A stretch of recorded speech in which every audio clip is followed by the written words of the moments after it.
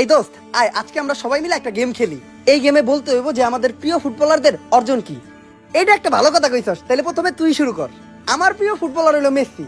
মেসির একটা বিশ্বকাপ আছে আর সাথে আছে 8টা ব্যালন ডিওর। আর আমার প্রিয় ফুটবলার তো রোনালদো। রোনালদোর আছে 5টা ব্যালন ডিওর আর শত শত ওয়ার্ল্ড রেকর্ড। কিরে তোর প্রিয় ফুটবলারের কি আছে? আমার প্রিয় ফুটবলার তো নেইমার, আর নেইমারের আছে ইনজুরি।